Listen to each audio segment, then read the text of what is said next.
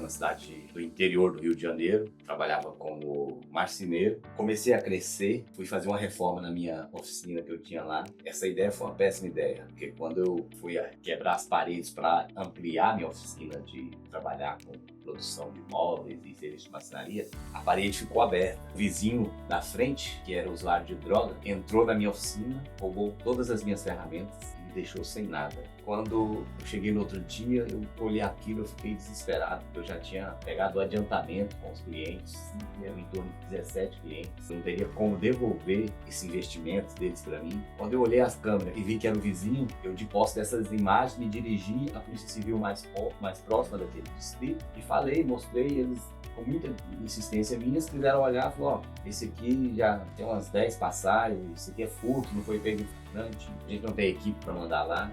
Eu fiquei tocado por um sentimento tão de abalo e consternação. Eu voltei tão triste, tão destruído, que eu sentei na porta da loja assim, fiquei sentado ali tempos pensando como que eu iria fazer. Eu não tinha ferramenta, eu não tinha o dinheiro para devolver para os clientes. A lágrima desceu dos meus olhos e do outro lado eu vejo o vizinho passando com a bermudinha, ele não trabalhava, chinelinha, sem camisa, tomando Red Bull com isso. Eu não tinha dinheiro pra isso. E ele não sabia que eu tinha visto que ele tinha roubado minhas ferramentas. Quantas vezes eu não dei comida pra esse rapaz, marmitex, comprava lanche, dava pra ele. E ele, ô, tudo bem, vizinho? Sorriu pra mim. Eu respirei profundo, olhei pra ele assim, meu sangue ferveu. Eu falei, não é possível, não posso fazer uma coisa dessa. E 2 anos atrás, eu tinha tirado o meu visto para vir para os Estados Unidos. Ali eu pensei, Já tinha gente, ficado assim, com a vontade de vir, mas não morar, só de vir. Ali eu tomei a decisão, falei, vou buscar um novo modelo de vida, eu quero conhecer outra cultura, eu quero conhecer, não é possível que a vida é isso. Agora que eu não tenho nada a me agarrar no Brasil, não tenho mais raízes aqui, eu vou. Se eu tomei a decisão de vir para os Estados Unidos, é algo ruim que aconteceu comigo. Sua história de vida importa. Oi, pessoal! Estamos aqui com mais um episódio do Imigrou. Hoje recebendo um convidado muito especial, Guto Oliver, que vem contar pra gente a história dele, que é marcada por resiliência, sofrimento, superação e fé. Não é isso, Guto? Exatamente. Muito obrigada por ter vindo compartilhar conosco um pouco essa história. Seja muito bem-vindo ao Imigrou. Obrigado, Karine. Obrigado pelo convite. Me sinto cheio de prazer de estar aqui. É uma honra. E a sua audiência também, desejo o melhor e que minha história contribua de forma positiva na vida dessas pessoas que vão assistir esse vídeo. Isso. Olha, gente, o Guto eu conheci em uma palestra que ele estava fazendo em uma instituição social que tem aqui, promovida por uma empresa, a Fresh Clean, e eu fiquei muito tocada com a história dele, porque a gente encontra as pessoas e não tem noção do que cada um traz, né? A gente encontra, cumprimenta e não sabe, assim, o livro que é aquela pessoa, marcada pelo quê. Quando ele começou a falar, eu estava fazendo outras coisas, e aí imediatamente eu falei, meu Deus, eu tenho que prestar atenção, fazer continência, escutar com bastante carinho isso. E a partir daí eu falei, vou convidá-lo para o Imigrou, porque é uma história que realmente pode inspirar outras pessoas, né? É uma realidade do nosso país. A gente vai conversar aqui, mas em síntese, nós estamos diante de um menino que foi criança de rua e que foi superando, passou por muitos desafios, e ele vai compartilhar um pouco disso com a gente. Guto, conta pra gente, qual foi o seu momento imigrou, quando você decidiu, eu vou para os Estados Unidos? Sim, isso foi em 2017. Eu morava na cidade do interior do Rio de Janeiro, trabalhava como marceneiro. Estávamos nessa cidade, vindo de outra cidade, que era a minha, Goiânia, e ali eu trabalhava de marceneiro. Comecei a crescer, fui fazer uma reforma na minha oficina que eu tinha lá. Essa ideia foi uma péssima ideia, porque quando eu fui quebrar as paredes para ampliar minha oficina de trabalhar com produção de móveis e serviço de marcenaria, a parede ficou aberta. Um vizinho da frente, que era usuário de droga, entrou na minha oficina, roubou todas as minhas ferramentas e me deixou sem nada. Me deixou sem nada. Quando eu cheguei no outro dia, eu olhei aquilo, eu fiquei desesperado, porque eu já tinha pegado o adiantamento com os clientes, eram em torno de 17 clientes. Eu não teria como devolver esse investimento deles para mim.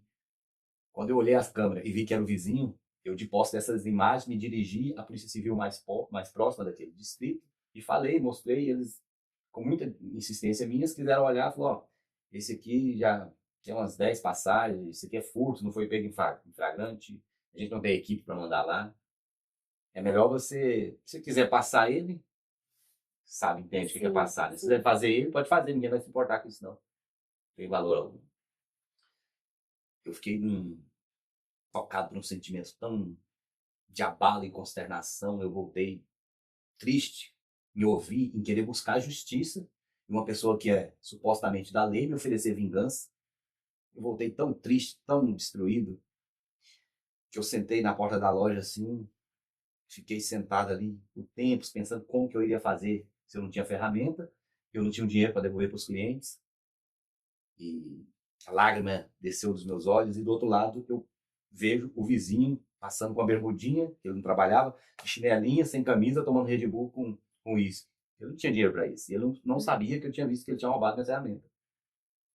E quantas vezes eu não dei comida para esse rapaz, marmitex, comprava lanche, dava para ele. E ele, ô, tudo bem, vizinho? Sorriu para mim.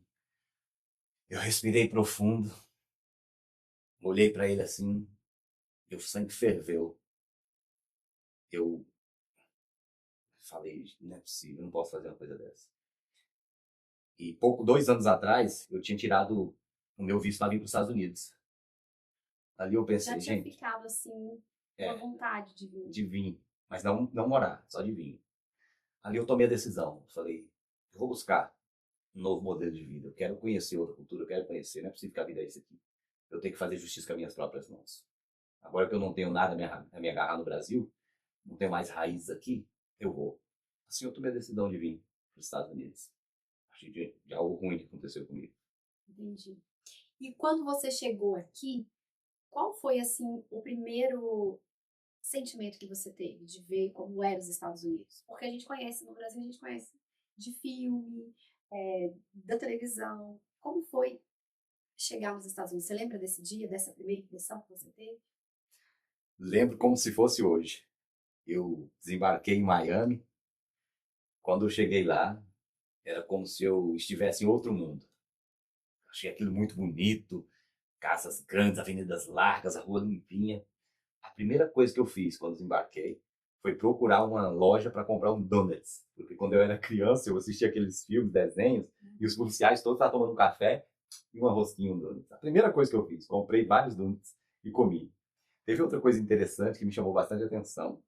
Eu prestei atenção na expressão e na força da comunidade negra aqui nos Estados Unidos, porque eu via cada pessoa negra com um carrão, BMW, carro conversível em Miami, e aquilo encheu meu coração de alegria, porque no Brasil não é comum. Na minha época não era comum ver negros andando em carro assim, geralmente negros anônimos, pessoas de... Então aquilo me encheu de alegria, eu fiquei tão feliz de ver aquilo ali, falei, nossa, que poder que o negro tem aqui. Essa foi a imagem que me marcou quando eu cheguei aqui nos Estados Unidos.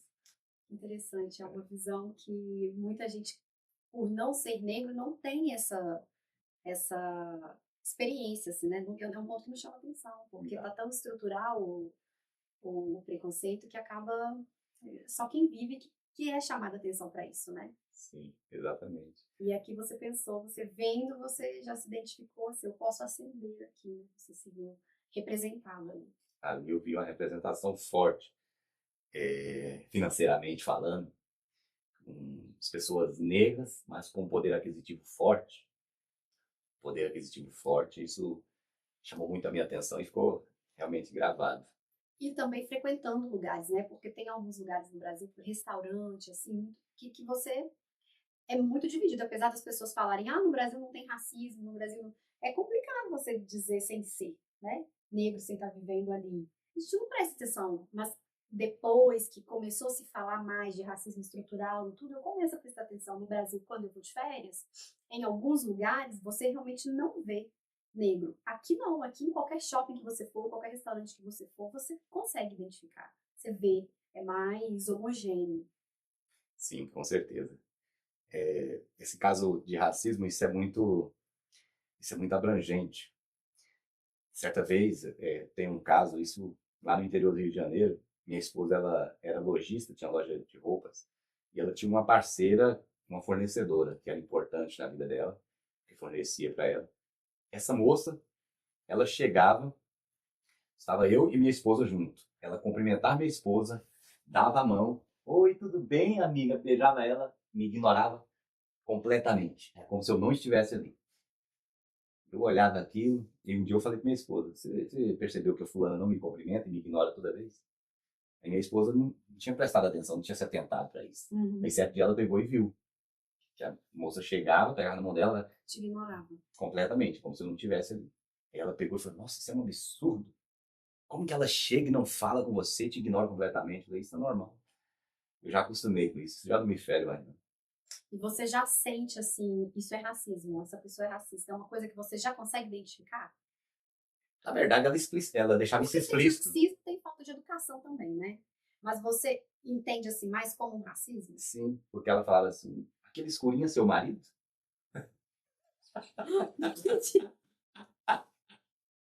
Sim. Então, eu não tinha dúvida nenhuma do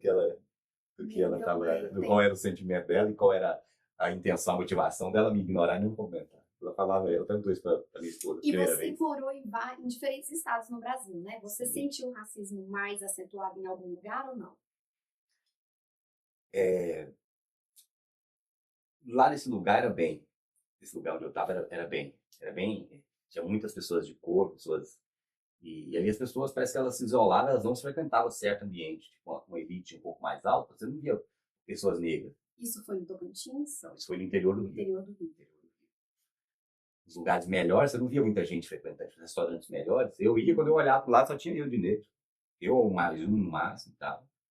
Eu falava aqui, gente, mas tem tanta gente aqui, só eu, o que acontece? Entendeu? Você, como menino de rua, você sentia, o preconceito é diferente do menino de rua para o negro, assim, qual que te machucava mais? Olha, ambos são dardos que acertam nossa alma. Porque nós, seres humanos, somos seres para viver em comunidade. Nós, seres humanos, dependemos de pertencimento, de aceitação, de amor, de respeito, de relevância. Isso machuca. É muito triste uma pessoa passar por você tá assim, ela simplesmente fingir que você não existe. Como se você fosse parte do ambiente. Então, ambas as coisas são dolorosas.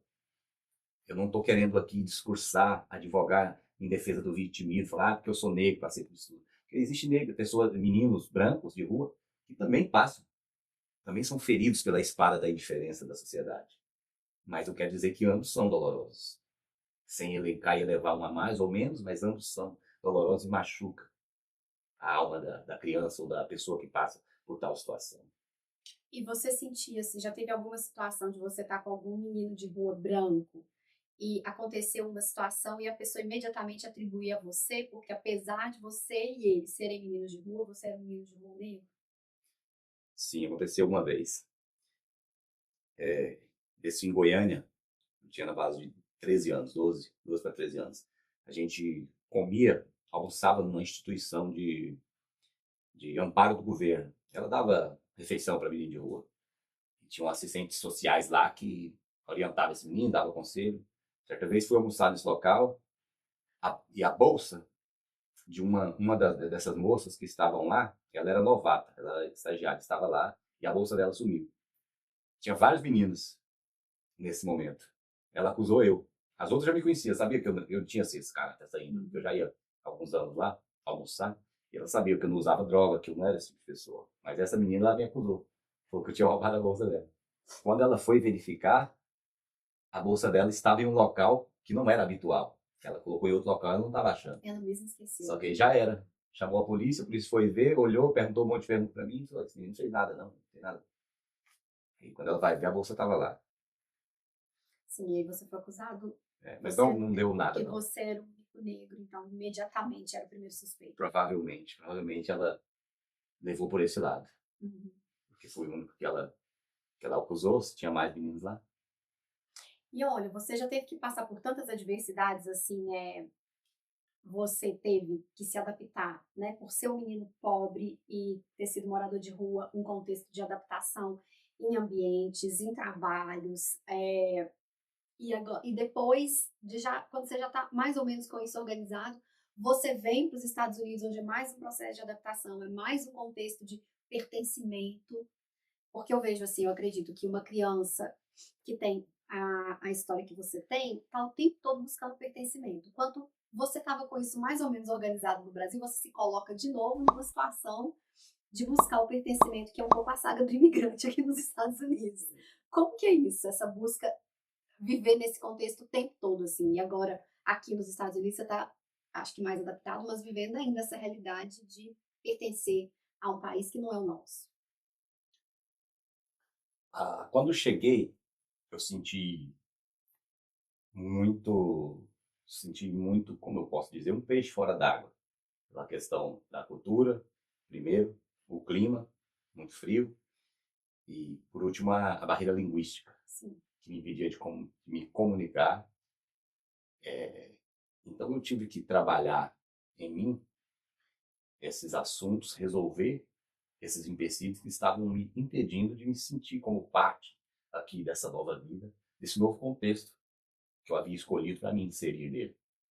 Então, quando eu aprendi o idioma, eu me senti mais como parte desse contexto, dessa cultura estrangeira. Eu já falava a língua, eu tinha como me comunicar com outras pessoas. Nesse momento, eu me senti mais pertencente. Sim, é fundamental, né? Sim. Primeiro passo, eu acho. Primeiro passo. Hoje, você já se considera adaptado? Aqui, você consegue ver que aqui é o seu lar? Sim, hoje totalmente. Que eu vejo como a minha casa, o meu lar, hoje já não resta mais dúvida. Aqui eu escolhi para viver. Pensa em voltar para o Brasil algum dia ou não? Eu vivo pela direção de Deus. Se Deus me mandar vai, eu vou. Se Ele disser fica, eu fico. Indo ou ficando, o que for a vontade de Deus é o que vai me fazer feliz. Mas e a sua vontade? Qual é? Por mim, gosto daqui. Ficaria aqui. Ficaria aqui. Eu gosto daqui. Guto, qual é o seu sentimento, a sua impressão da comunidade brasileira aqui nos Estados Unidos? É uma comunidade que ajuda, é uma comunidade unida? Qual o seu sentimento de verdade sobre a comunidade brasileira? Quando eu saí do Brasil, eu recebi uma enxurrada de alertas e conselhos. Fique longe da comunidade brasileira. São pessoas más, são pessoas difíceis. Fica longe. Antes de você chegar. Antes de chegar. Uhum. Quando eu cheguei aqui, teve brasileiros que me trataram de forma indiferente e poderiam me estender a mão e não me estenderam. Sim, teve essas pessoas, mas também teve pessoas que eram brasileiros e também fizeram o contrário. Então não é a comunidade brasileira, se trata do indivíduo e não do todo, não é o coletivo. Não é porque é brasileiro que vai te dar um golpe. Quando cheguei, por exemplo, para falar que tinha que tirar a drive, um rapaz que estava fazendo golpe em todo mundo, falou que eu tinha que pagar $2.000 para tirar a drive. Eu não tinha informação, paguei $2.000. Para ele. Para ele. Aí quando eu fui ver depois, ele tinha dado golpe em mais, quase 50 pessoas, fugindo de cidades dando golpe. Mas, do outro lado, tive outros também que já me ajudou. Então não é a comunidade brasileira, é o indivíduo. Quem no Brasil era mau caráter, mudou para cá, não trouxe o mau caratismo com ele. O país não muda a pessoa. A pessoa que traz dentro dela os valores, ética e moral para poder fazer o bem onde quer que ela esteja. Sim, mas os indivíduos se organizam em comunidade. Né? É assim, acho que a comunidade, se ela está unida e organizada numa diretriz onde a maioria vai bem, faz diferença, eu acho, para esse processo de adaptação aqui. Você vê que a comunidade brasileira tem isso, quando você se aproximou da que você chegou, você ficou longe da comunidade brasileira, porque você veio com esse alerta. À medida que você vai entrando na comunidade, você acha que isso te abriu portas? Ou foi uma coisa que foi ficando, não, aqui realmente quem me avisou estava certo? Sim, abriu portas. A comunidade brasileira, para mim, me ajudou a avançar, me ajudou a desenvolver, me deu informações essenciais que eu precisava para desenvolver, para passar para o próximo nível aqui. Existem os indivíduos, existe em cada caixa de fruta, em cada caixa pomar de fruta, existem as partes podres que vão fazer o papel de sujar, de manchar e de contaminar aquilo ali, mas também existem as partes boas. Então, o meu feedback sobre a comunidade brasileira é somente que deveria ser mais unida, como as outras comunidades. Eu participei da comunidade hispana, comunidade polaca, e eles são mais unidos.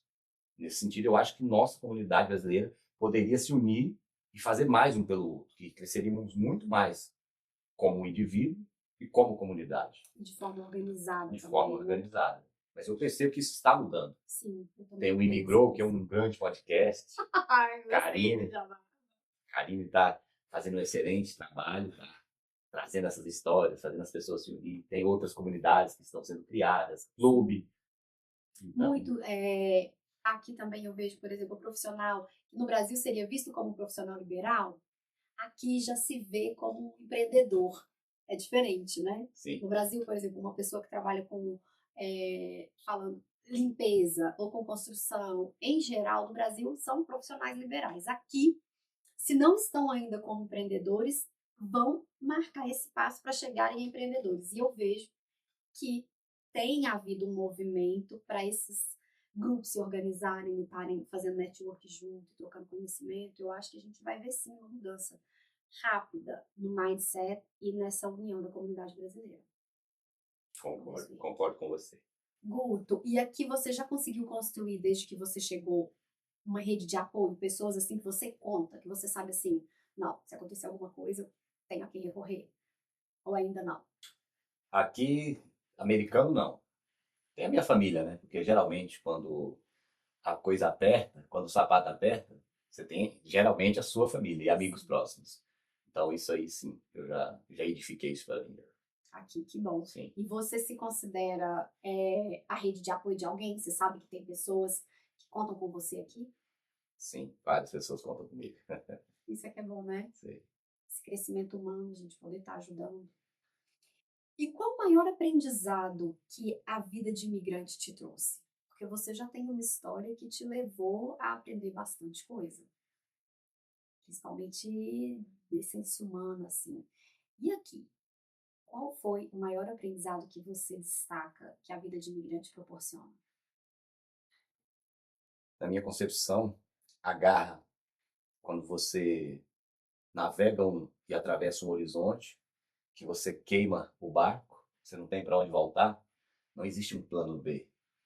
Você vai dar o seu tudo aqui. Eu percebi uma força interior muito, muito ascendente, uma força exterior muito exacerbada no imigrante que está aqui.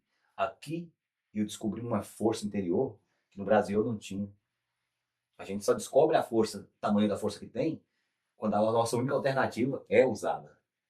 Então aqui eu percebi isso, tanto de pessoas brasileiras, quanto a comunidade hispânica e outros que eu trabalhei, eu percebi essa força, essa não desistência, de não desistir. Porque quando a pessoa está no seu próprio país, ela tem a opção de desistir e procurar uma segunda opção. Aqui não. É tudo ou nada. Ou ganha ou ganha. Então você acaba vendo assim que as pessoas aqui trabalham mais, estão dispostas a passar por situações que talvez no Brasil não se submetesse, porque tem essa coisa de que estou aqui para dar certo. É isso? Exatamente. Elas vêm armadas nesse pensamento. Eu estou indo lá para dar certo. Não estou indo lá para divertir. Então, eu estou indo lá para aprender. Quando ela é inserida, uma vez inserida nessa cultura americana, sem perceber, ela é afetada pelo pensamento dos nativos daqui. As pessoas aqui, elas têm um outro mindset, que é diferente do Brasil. O mindset aqui é diferente, é um mindset de empreendedorismo. É você abrir o seu próprio negócio. E o foco ali, né? Um objetivo ali com menos distração, né? Exatamente, uma distração, horário de almoço menor, são 15 minutinhos só de almoço, não é 2 horas. Mais liberdade do ponto de vista trabalhista também, né? Muito mais liberdade do ponto de vista trabalhista. Facilidade de você abrir sua própria companhia, sua própria empresa. Facilidade em negociar com os seus funcionários, tanto na admissão como na demissão dos funcionários. Tudo isso, então, Deixar sem limite de jornada, na verdade, acaba funcionando um pouco assim, né? facilita muito a vida do empreendedor, esse sistema de contratação e de estruturação, né, governamental que aqui existe. E depois de quanto tempo que você estava aqui que você abriu sua companhia? Depois de 3 anos. E você abriu com a sua esposa? Não, abri só eu. Você Ela abriu já tem a sozinho. dela. Ela trabalha com o que aqui? Ela tem schedule ela tem companhia de Companhia. house cleaning. Sim. Aí, tá vendo? A empresa aqui não tem essa questão da diarista. A pessoa, ela tem uma empresa de limpeza. É diferente, é visto realmente como um business, né? Sim, é porque ela não é ela, né? Ela tem 10 pessoas, né? Só só ela, 10 Sim, mas pessoas. mesmo quem está no operacional, como se fala, no operacional da limpeza, quer dar esse passo e ver a possibilidade de fazer esse movimento para ter uma companhia, né? Com certeza. É uma coisa que no Brasil isso não existe esse movimento. Não, É bem no pessoal mesmo, na prestação de serviço ainda, né? sim. E qual foi o maior perrengue que você já passou aqui nos Estados Unidos? Teve um momento assim que você falou, nossa senhora, essa aqui foi uma fria. Sim. Teve várias, né? Qual que você destaca? Eu vou contar uma aqui. Quando o Covid chegou, ninguém sabia ainda o que era Covid. Estavam... e é muito novo. No comecinho eu peguei Covid. Eles não sabiam ainda. E fiquei bem mal. Não pude trabalhar. Inflamou meu pulmão. Tossia sangue. Por pouco eu morri. Tava falta de ar. Foi um período bem tenebroso para mim. E você chegou a ir para o hospital? Porque na época, bem no começo, eles falavam, não vem para o hospital porque não tem o que fazer só quando está com dificuldade de respirar. Como foi o seu processo? Aí que é o mais desesperador. Eu fui para o hospital, eles falavam assim, nós não sabemos o que é ainda, vai para casa e fica em casa, toma água. 2 vezes eu fui, 2 vezes falaram a mesma coisa. Eu tossia, meu pulmão parecia que estava enfiando faca por trás de mim aqui. Doía a cabeça, febre, não conseguia levantar, não conseguia andar, mal-estar, estava muito mal. Mas, pela misericórdia de Deus, hoje estou aqui para contar a história. E você não é parte de grupo de risco, né? Não. É. Gosto de esporte, sempre pratiquei esporte, mas me atacou muito forte. Então esse foi seu maior perrengue aqui. Tem outros, mas esse foi um dos maiores. Legal, acho que muita gente, né, no Covid, todo mundo assim foi afetado. Segunda pessoa que vem aqui, o perrengue tem a ver com Covid. Sim. Na cultura americana, você já está em contato com a cultura americana há um tempo. O que mais te encanta nessa cultura americana? Não pode ser o inglês, né? Tem que ter outra coisa. O que mais te encanta? Nem a comida, eu acho. O que mais te encanta na cultura americana? Eu gosto muito aqui a questão da educação, abrir a porta para os outros. Eu não tinha esse hábito, aprendi com eles, acho isso bem legal. Dá preferência para entrar com o carro, isso também eu acho bem interessante, quando você dá seta eles deixam você entrar. Outra coisa interessante é essa coisa do patriotismo deles. Eles realmente se sentem honrados de defender o país deles, de Orgulho de ser americano. orgulho de ser americano. Essa é a palavra certa. Eu admiro isso neles. E você vê nessa parte que você comentou de educação, né? De abrir a porta, de respeitar no trânsito quando a pessoa dá a seta e vai entrar. Não é aquela, quer entrar, então vou acelerar. Não é isso, né? São pequenas coisas que fazem a diferença. Né? A diferença. Você vê que é cultural mesmo, assim, é deles. Eles fazem isso porque tem que ser feito e pronto. É assim que aprendeu e pronto, né? O certo. Sim, exatamente. Eu concordo com você também. Acho que esses pequenos detalhes, essas gentilezas que você sente que é da cultura, é fundamental. E que a gente deveria aprender. Sim, eu aprendi já. Os brasileiros, em geral, eu acho também uma coisa que eu gosto muito, a pontualidade, né? Assim, se em trabalho, por exemplo, lá no meu trabalho, se você vai começar uma reunião às 11, é às 11. Se você vai terminar meio-dia a reunião, não interessa o que acontecer, todo mundo vai encerrar, vai marcar um próximo, mas aquela janela ali é respeitada. Verdade. É verdade. Guto, e no contexto de um imigrante brasileiro, nós que temos uma cultura na parte de alimentação fantástica, muito rica, né? Um país com uma diversidade imensa, me fala uma coisa, o que você prefere? Vai um hambúrguer ou uma feijoada? Como é a questão da alimentação aqui? Prefiro 1000 vezes o arroz com bife e ovo. E a Pronto. salada. É o meu prato preferido. Então, tirando o arroz e o feijão, o resto dá pra adaptar aqui, né? No restaurante americano. Sim, né? Os americanos geralmente não tem isso, né? Arroz e feijão não, mas o steak com ovo tem. O steak tem. Geralmente eu procuro restaurantes hispânicos. Eles têm essa opção para oferecer. Você frequenta, quando você vai em restaurante, você frequenta mais restaurante brasileiro, americano, hispano? Qual restaurante você frequenta mais? Sou bem eclético nesse meu gosto. Eu gosto de experimentar novos sabores, novas culturas. Mas a minha preferência é restaurante brasileiro, italiano. é, Às vezes vou em algum americano, geralmente para frutos do mar e tal. E japonês também. Japonês, que legal. Asiático, eu gosto desse daí. Legal. Guto, a questão da fome, que você falou que na sua infância você passou fome. Como que funcionou isso? Não tinha um vizinho, um lugar para você ir? Como que foi essa coisa assim? Não, eu passei fome na minha infância. Era o meu pai e a minha mãe. Meu pai ganhava um salário mínimo, minha mãe era diarista. Nós éramos 4 irmãos. Um salário mínimo para sustentar 4 pessoas não é suficiente. Nós morávamos um no interior, E de aluguel. também de aluguel, para piorar. E o salário. E no interior, quando as pessoas te conhecem, uma primeira vez elas te dão uma coisinha ou outra, mas depois, como você vai ficar toda semana, todo dia, buscar comida na casa do seu vizinho? Ele vai falar para você: eu não sou obrigado a sustentar você, não. Então ele vai e te fecha a porta na cara, finge que não tá, você bate pra ele, finge que não tá. Outras vezes ele fala: ó, não vem aqui mais não. Não quero nada pra você não, não tem nada pra você não. Vai pra lá, vem aqui não. Simplesmente isso. Igual como se fosse um bichinho assim, tipo, passa. Exatamente, enxotado, palavra certa, enxotado, esculachado, a gente mandava sair. E seu pai trabalhava? Trabalhava na capital. Trabalhava na capital, mas ele ficava 15 dias trabalhando lá, 20 dias E aí a trabalhando. comida acabava em casa, A comida acabava, aí complicado. vocês ficavam sem comer. Qual foi o máximo de tempo que você ficou sem comer mesmo, assim, que você tem memória? Eu lembro de ter ficado 3 dias sem comer. Com quantos anos? Sim. Eu tinha 6 anos, 6 anos. Sua mãe também deve ter sofrido muito, né? Porque de ver os filhos naquela condição, o que queria fazer? Minha mãe sofreu demais. Eu lembro que ela, às vezes ela mandava a gente ir na padaria buscar os alimentos que seriam descartados. E aí, quando a gente voltava, muitas vezes ela dava só um pão só. Minha mãe cortava o pão em 4 pedaços, eram 4 filhos, um pedaço para cada, minha mãe ficava sem nada, tomava água.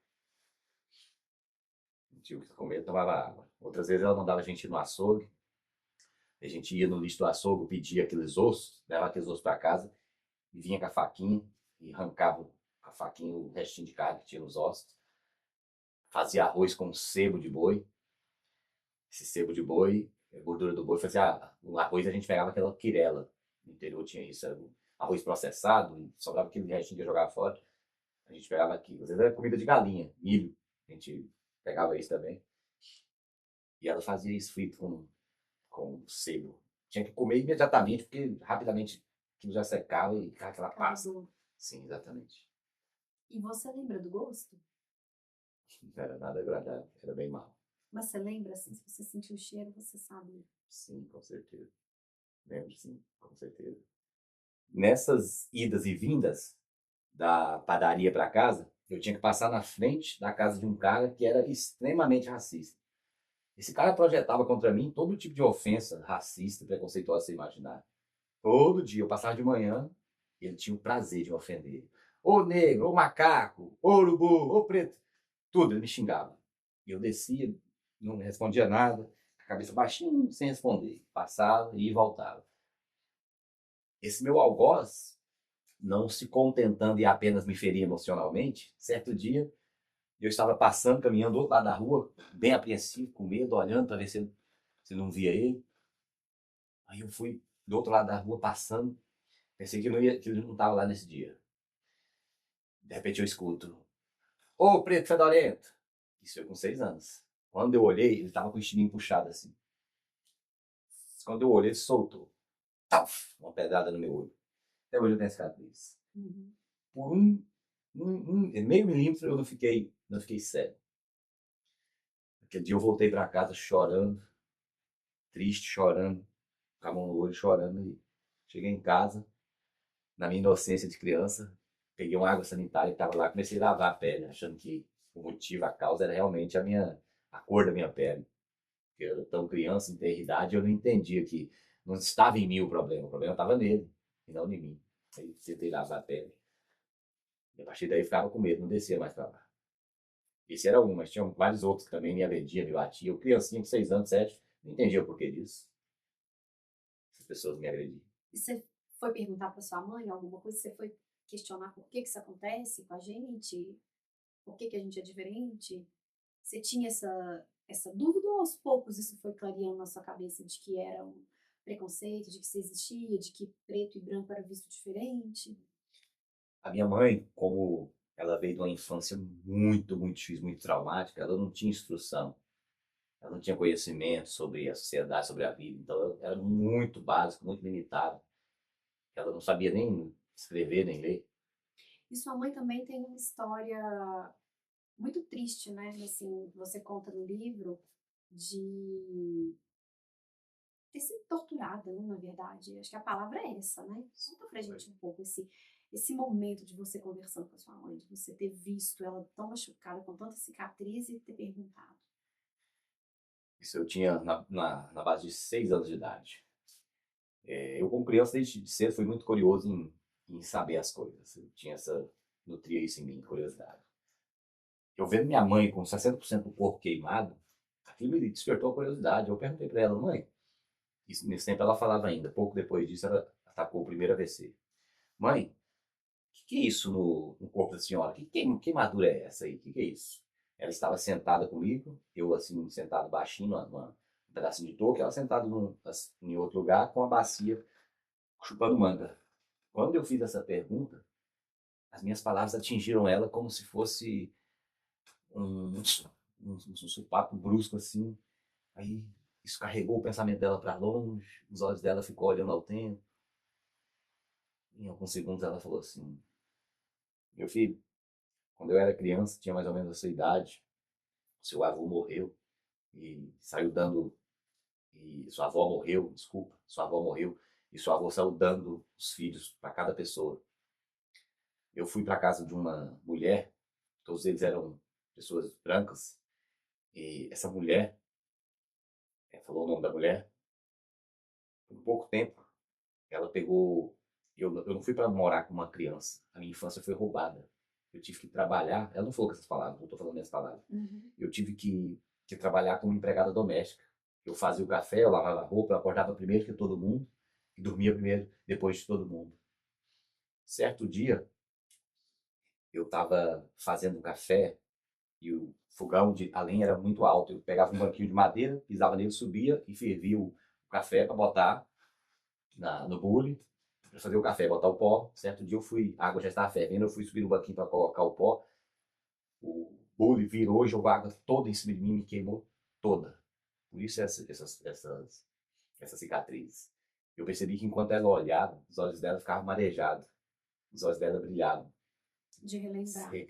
Ali tinha lágrimas retidas ali, de relembrar aquele acontecimento. A mulher era tão mal, ela continuou me contando que a mulher quebrou os 10 dedos da mão dela, botava assim, batia, botava no canto assim, batia, colher de madeira, quebrou os 10 dedos da mão dela.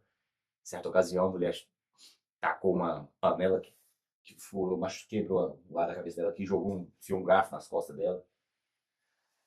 E se não bastasse, o dia que caiu a água, ela disse que a mulher ainda bateu nela. Não se levar para o hospital, ainda bateu. Toda queimada, a mulher ainda bateu nela. Ela passou um período de muita dor.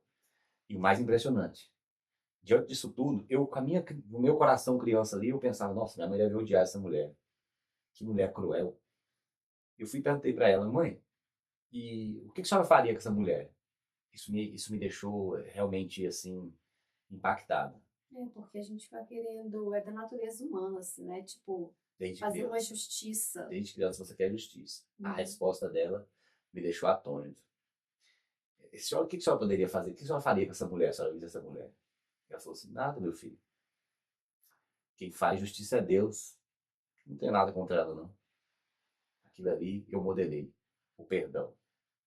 Eu modelei o perdão da minha mãe naquele momento. Eu vi que quando o ser humano age, ele faz vingança. Quando Deus age, ele faz justiça.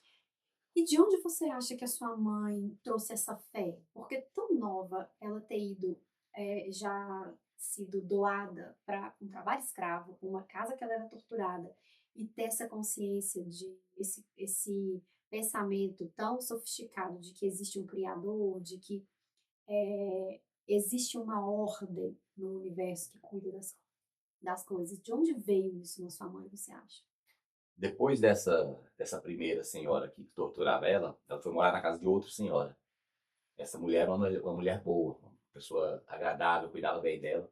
Só que essa pessoa também morreu com 3 anos. Que ela dava, essa pessoa só morreu. Foi com ela que ela aprendeu muitas coisas sobre a vida, sobre essas questões. E você, naquele momento, você acreditava em Deus? Você rezava em casa, tinha essa tradição na sua casa ou não?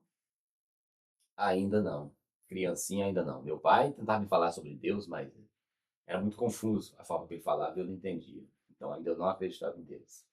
Sabia quem era Deus, o que que era, não entendia muito bem isso. E tinha uma religião na sua casa, Meu assim? pai era espírita, um bandista espírita.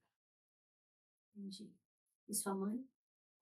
A mãe ia com ele, mas ela não gostava muito não. Ia às vezes, mas não era praticante. Meu pai não, meu pai era praticante. De fazer oração, tudo. Tudo, tudo. Guto, hoje você é escritor, você tem um livro contando a sua história, toda a sua trajetória, que é 1825 Dias de Solidão. Sim. O que, onde você buscou esse insight para poder escrever esse livro? Tá. Isso aí corresponde os 5 anos que eu morei na rua, dos 10 aos 15 anos de idade. No livro eu falo sobre como foi a minha experiência, como foi que eu fiz para ressignificar essas coisas, os traumas, as perseguições, a humilhação, os abusos, a reconciliação com meu pai, o auto perdão para mim, o perdão para Deus, tudo isso está incluído ali. E você quis escrever o livro por quê? Houve um evento, eu estava buscando, na verdade, o meu aperfeiçoamento, a minha evolução e a minha cura. Não tinha uma ideia pré-determinada em escrever um livro. Eu fui em um evento de desenvolvimento pessoal com o Bruno Avelar, e estava também presente o Thiago Brunel, o Bruno é meu mentor. Ali eles me liberaram uma palavra. Eu contei a minha história e falei que estava pensando que eu poderia ajudar alguém de alguma forma, contribuir com alguém com a minha história de superação. E ele falou: olha, escreve um livro. Escreve um livro que você vai ajudar, a melhor forma de você ajudar as pessoas que passaram pelo que você está passando. Foi então que me veio a ideia de escrever o livro. Uhum. No livro, você não comenta nada em relação, ou pelo menos não de forma muito clara, em relação ao seu estudo, como você, porque o livro é muito bem escrito, certamente deve ter um revisor, alguma coisa, mas como que ficou essa parte sua da educação enquanto você estava morando na rua? Eu não consegui estudar. Enquanto morava na rua, fiz tempo sem estudar. Como você recuperou isso? Você chegou a ir para a escola em algum momento? Com 15 anos de idade, eu conheci uma assistente social, que ela me deu uma oportunidade, Vera Lúcia Vieira, já é falecida, mas é uma pessoa que merece ser mencionada pelo papel que desempenhou na minha vida. Ela me deu a oportunidade de arrumar um trabalho como menor aprendiz, só que teria que estudar. Casado a isso, eu tive que estudar. Eu estudava. E aí você era um bom aluno? Você gostou do ambiente de escola, de voltar para aquilo, ou achou meio estranho? Falou, não, isso aqui não é para mim mais, eu já não pertenço a isso mais. Como foi? A cabeça estava sempre preocupada com algo. Onde eu vou dormir, onde eu vou comer. Porque eu não tinha estabilidade, não tinha onde morar, não tinha família, não tinha apoio. Eu não tinha cabeça para poder aprender ali as matérias. Me esforçava ali, mas realmente a cabeça estava muito cheia. Não pude me dedicar muito bem. Ia e fazia ali o que eu podia fazer. E tinha os amigos em outra realidade, com família. Exatamente. Ali eu entrava num ambiente de comparação. Porque quando acabava a aula, aqueles caras seguiam cada um para sua casa, as pessoas para sua casa. Eles vinham com sua roupa, cada um uma roupa diferente, eu ali com a mesma roupa sempre. E que ele ficava sendo, ao invés de ser um aprendizado pedagógico, se tornava uma comparação meio que destruidora para mim.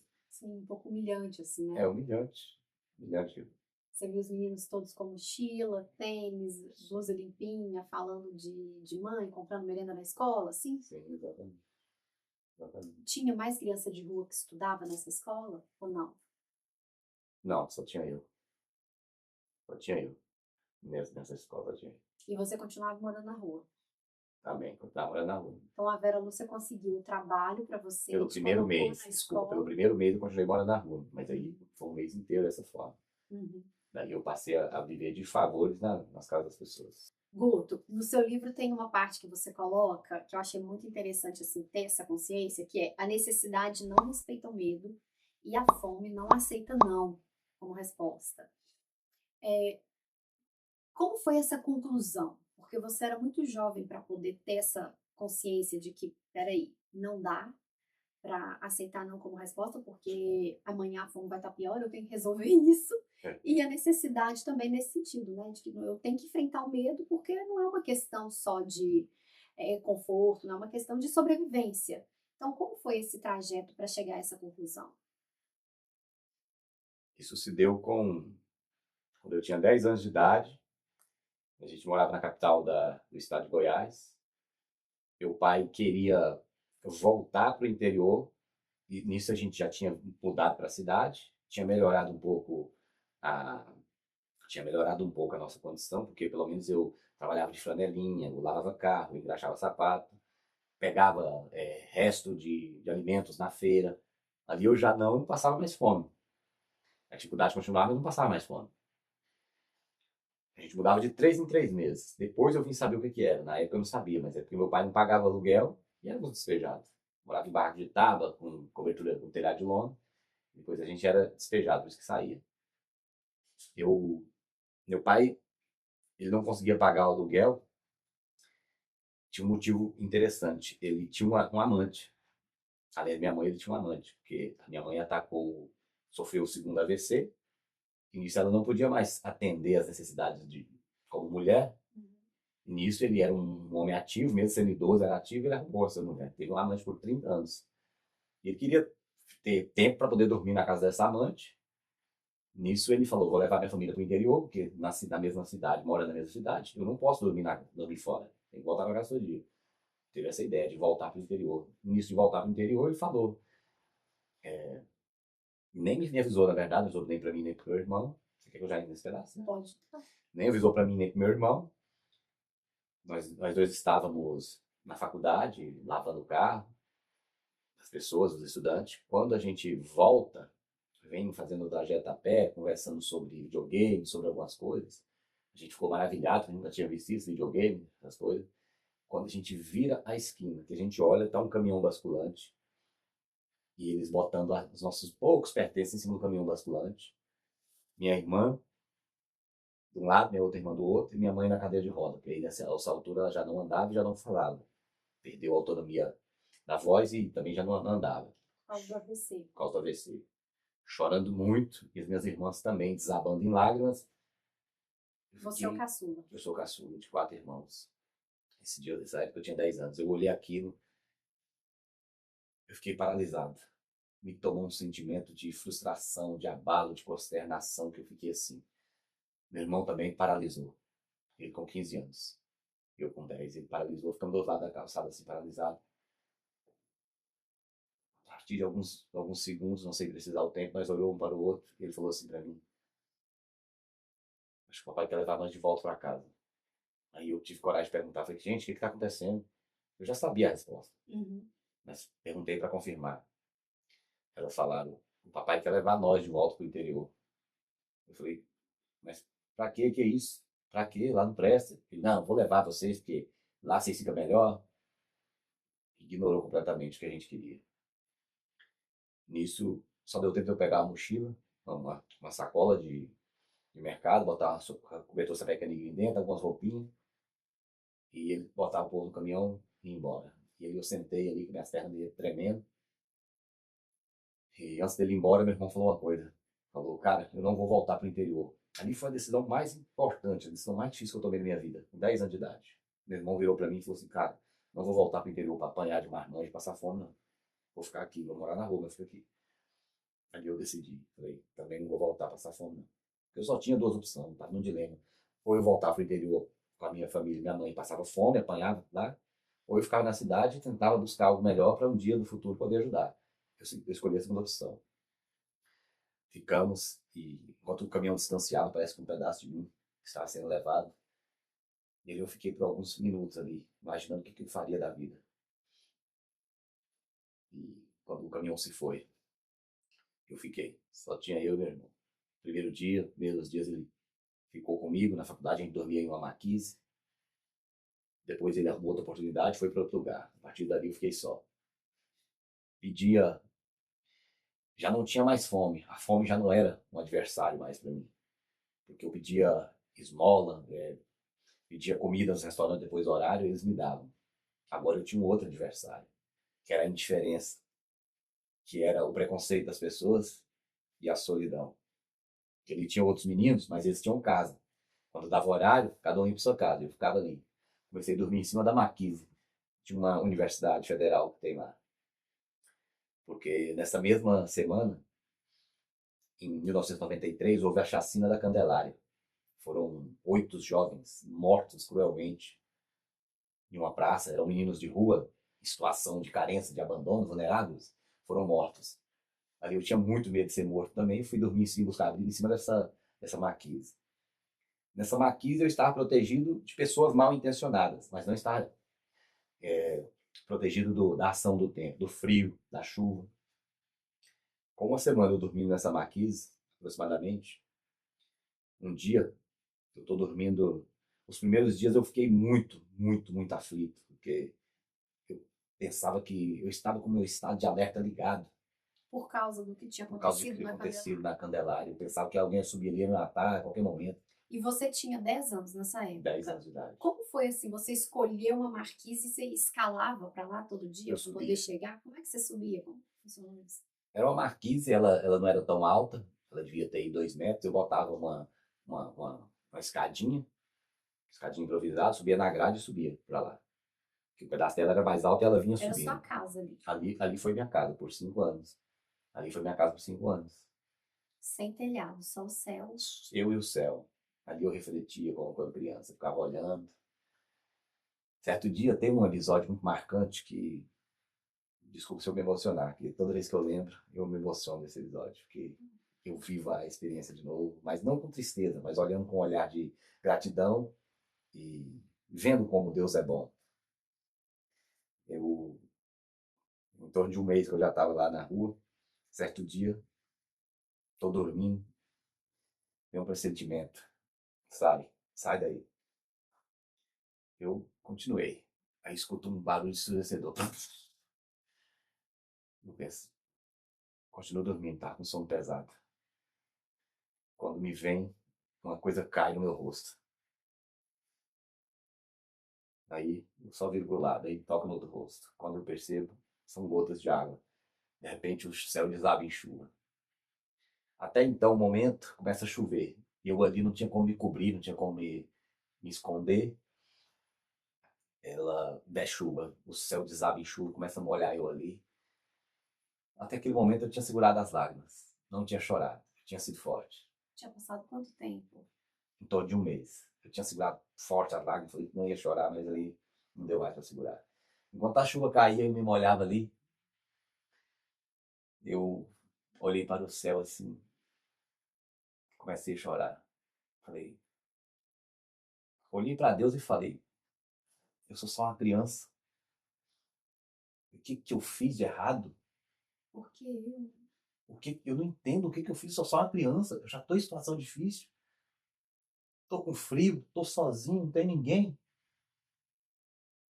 Ainda vem chuva para me molhar. O que eu fiz? Eu não entendo o que eu fiz. Aí eu comecei a cantar a música assim. Chove chuva, chove sem parar. Mas pare de me molhar. Até troquei a letra aí. Quando eu falei isso, olhei para o céu e falei isso, parou de chover. Naquele momento parou de chover.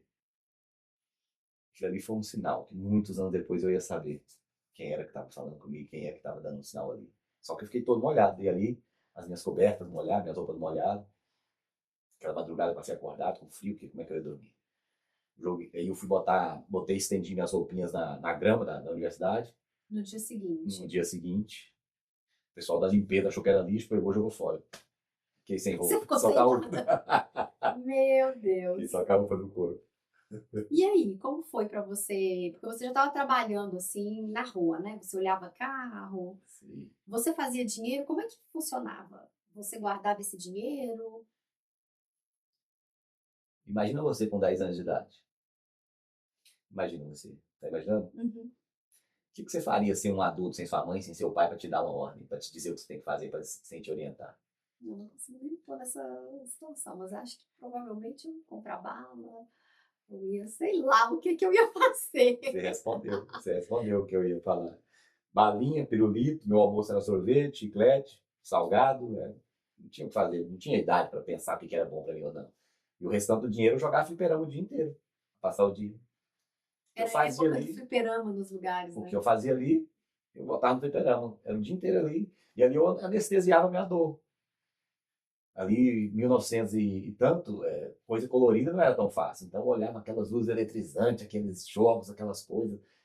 Aquilo ali disparava no meu coração e eu me colocava dentro daquele mundo e me conectava aos personagens. Ali no jogo, eu passava de fase em fase, fase em fase, e ali cada dia eu vencia ali. Mas aí, Você na vida saía da real, sua realidade triste e saía, entrava na realidade ali que o jogo estava te me proporcionando. desconectava da minha realidade, conectava na realidade ali, a qual eu podia vencer naquele momento. E você chegou a visitar sua mãe nesse período ou não? Quanto tempo você ficou sem ver sua mãe? Quase 5 anos. Sem ver, sem Sem saber ver. Não, notícia. sabia notícia, mas não via. Porque eu sabia notícia como? Meu pai, ele vinha às vezes, depois de algum tempo ele vinha, ele trabalhava na capital, como ele trabalha na capital e um lugar perto, ele vinha às vezes, sabia onde eu ficava, ele vinha às vezes e se encontrava comigo ali no banco de praça. A gente se encontrava, eu encontrava ele, ele vinha, a gente tinha um costume, eu, benção, pai. Ali eu pegava a benção dele, nunca desprezei ele, nunca xinguei ele, eu tomava a benção, conversava. Acho que ele não tinha percepção, porque ele nem perguntava como que eu estava, e eu todo sujo, mas eu nunca desrespeitei, nunca desonrei ele. E quando você estava na rua, onde você tomava banho? Eu fiquei 3 meses, mais de 3 meses sem tomar banho. Bom, então a Assim que chuva eu foi boa, cheguei, de certa assim que eu forma. cheguei. Não, mas essa chuva foi uma chuva de lavar a alma, né? Essa chuva, ela lavou uma camada exterior minha e me permitiu acessar uma camada mais profunda, que anos depois eu ia entender qual era essa camada que eu ia ter que acessar. A parte Você viu, né? A espiritual. parte espiritual, exatamente. Cheguei, mas aí depois, Mas respondendo a sua pergunta, isso que eu queria dizer. eu tomava banho nos banheiros da universidade. Banheiro da universidade. Pegava água na pia e jogava no corpo. Ou na mangueira, às vezes o pessoal estava lavando carro, botava com um shortinho, jogava água e lavava, tomava banho de detergente mesmo de lavar assim. E todo mundo que era de rua era assim. Sim, a maioria sim. Tinham outras crianças nesse mesmo contexto seu, assim, que você conheceu? Que não tinha pai, não. Tinha um outro jovem, eu vou chamar o nome dele de N, Uhum. porque a pessoa real, vai, eu não sei se está vivo ou não tive mais contato. Mas N era o seguinte, ele tinha 13 anos, 13 para 14 anos. Ele morava com a mãe, a irmã e o padrasto. E o padrasto era alcoólatra, homem violento, espancava a mãe, batia na irmã e também sobrava para ele a surra. Certo dia O pai dele era falecido. o pai dele era falecido, presidiário, foi morto pela polícia. E a mãe estava nesse ambiente Uhum. de agressão familiar, e a mãe, como não tinha condição de sustentar eles, permanecia nisso, resignada a essa situação. Uhum. Certo dia ele me contando, eu tinha, desde cedo eu tenho essa afinidade, essa inclinação de perguntar às pessoas, saber da história das pessoas. Eu perguntei ele perguntou o que ele estava, ele foi e me falou. Perguntei onde ele morava, ele falou, e perguntei por que ele estava na rua. Ele foi e me contou que era esse ambiente, que o padrasto agredia a mãe e ele, por ele não aguentar ver demais. E essa cena, um dia ele tomou a decisão de tentar dar um basta nisso, deu uma facada nas costas do cunhado dele, do padrasto dele. E o padrasto dele veio e queria matar ele. Aí ele terminou falando pra mim, falou, neguinho, ele chamava de neguinho, eu ainda vou comprar um 8, 38, e vou lá e vou resolver isso. E por isso ele estava na rua. Agora os outros, não, os outros estavam ali porque eu queria ajudar a família mesmo. Era de classe muito baixa, então ia ali pegar um dinheirinho para querer ajudar a família. E o seu irmão, ele foi para esse outro trabalho e vocês se visitavam durante esse período ou não? Ficou sem contato? Às vezes a gente se encontrava, basicamente final de semana no fliperama. Ele também gostava do fliperama? Também. Amava o fliperama. E hoje, você vê o fliperama, você tem algum sentimento? Olha, pra te ser sincero, isso foi um vício pra mim por 22 anos.